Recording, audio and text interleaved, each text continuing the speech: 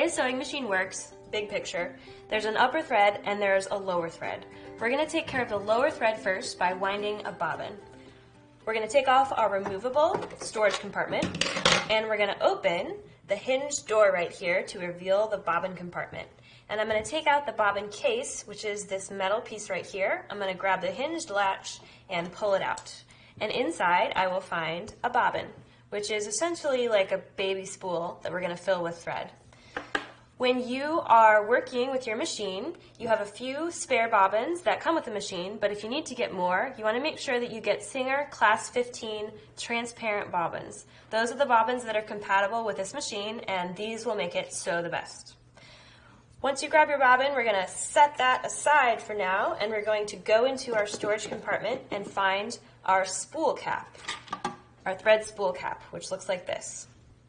We're going to take our thread that we're using for our sewing project, we're going to put it on the spool pin, which is this horizontal bar right here, and we're going to put the spool cap on so the thread stays on.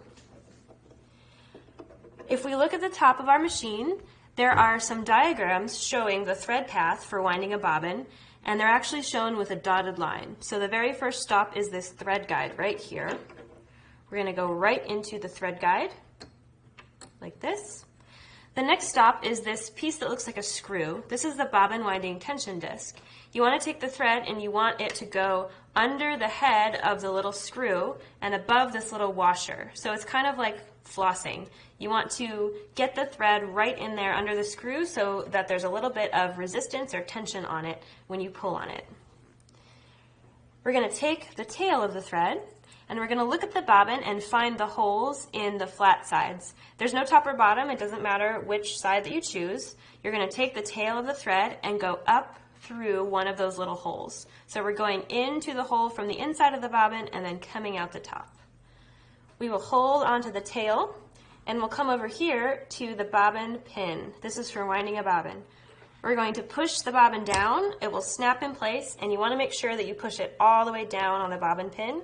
Otherwise you might accidentally wind thread under the bobbin, and we don't want to do that. To tell the machine that we're going to wind a bobbin, we need to pop this pin over to the right, like that.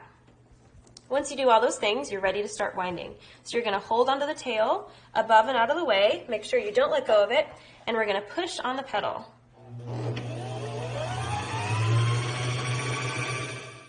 Once you've wound for a few seconds and the thread tail is buried, you can go ahead and trim off the tail close to the bobbin and then just keep winding. Now that the tail is buried, it's not going to come unraveled. The machine will stop when the bobbin is full, so you can just fill it until it stops. Or you can stop sooner if you want, if you don't need very much thread. Once you're finished winding, you're going to undo what you did, so you'll pop the bobbin pin back over, take the bobbin off, and cut the thread anywhere to separate it.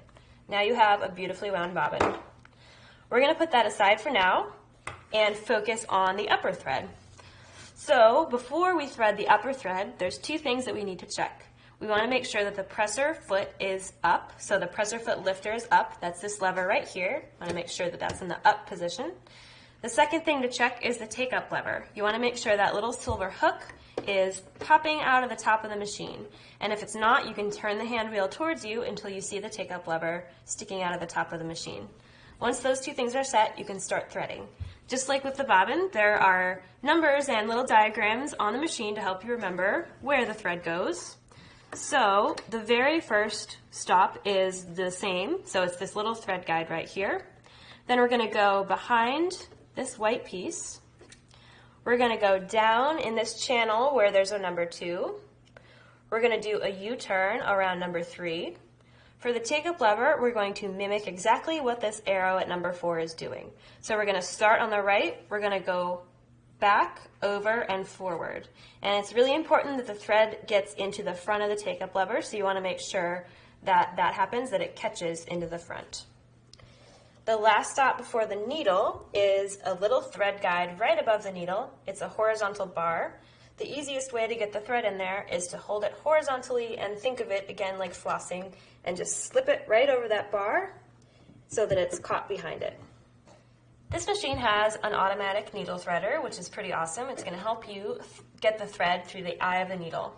The most important part of using that is making sure that the needle is in the highest position before you try to use it. So you can wiggle the hand wheel around if you need to and just make sure that the needle is all the way at the top. So what we're going to do is we're going to catch the thread on this silver hook right there. We're going to push the needle threader down. A little tiny hook goes through the eye of the needle, and we're going to slide the thread back in between these two prongs, and then we'll let go of the needle threader. And a little loop pops through the eye of the needle. You can just grab that and pull the thread tail the rest of the way through, and your needle is threaded. Very easy. So we're almost done getting our machine set up to sew. The last thing is inserting the bobbin.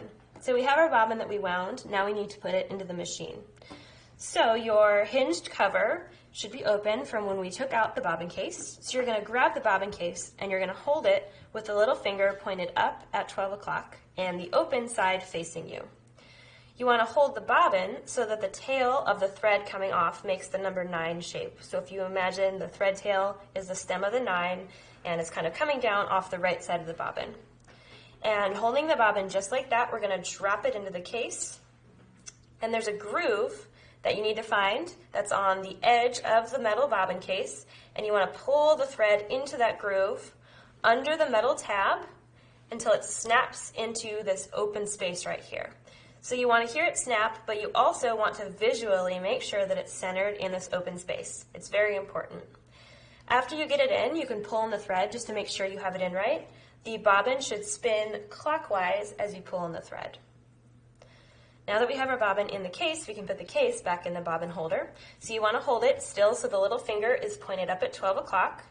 You can hold it by the hinged little latch right there, and we're going to slide it right into the bobbin holder. And there's a notch on the bobbin holder at 12 o'clock that matches that little finger, so you want to make sure that it lines up with that, and you can push it all the way in until the bobbin is seated in there. Very last step, we need to draw up the bobbin thread. So to do that, we're going to hold the upper thread with our left hand, and we're going to hand crank through a full stitch. So remember to turn the hand wheel towards you.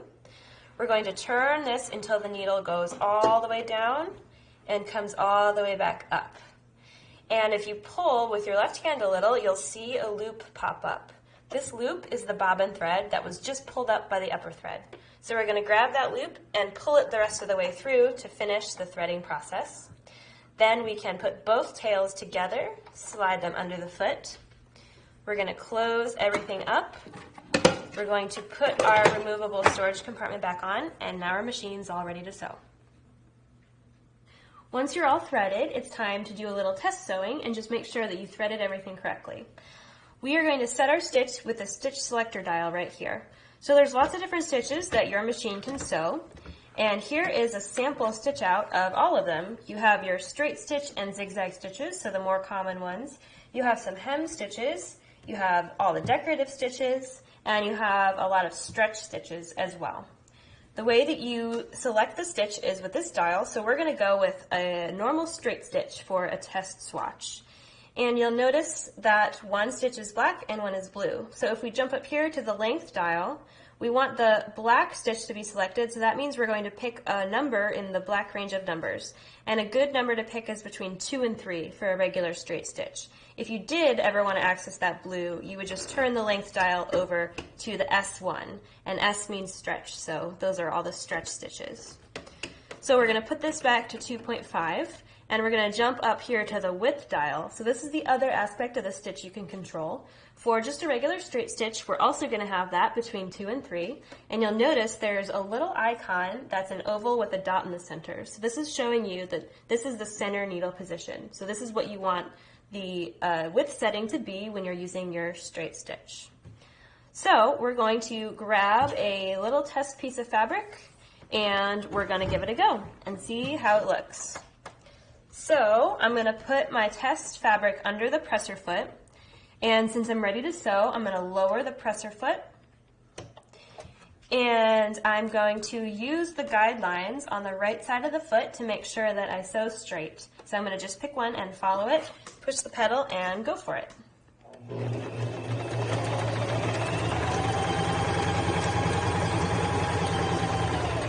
once I get to the end, I need to finish the stitch that the machine is in the middle of doing. So I'm going to look for the take up lever. If I don't see it, I'm going to turn the hand wheel towards me until this comes all the way back up to the top. I'm going to lift my presser foot, pull out my fabric, and I'm going to cut it on this handy thread cutter right here, the thread tails, and then check out my stitching. So it's looking pretty good. So you want to make sure your stitches are nice and even and flat from both sides of the fabric.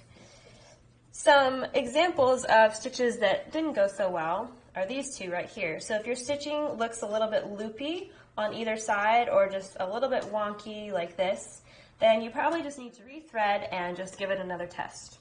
If you want more information about any of these stitches, about settings and when to use them, you can check out the stitch reference guide on the Singr website.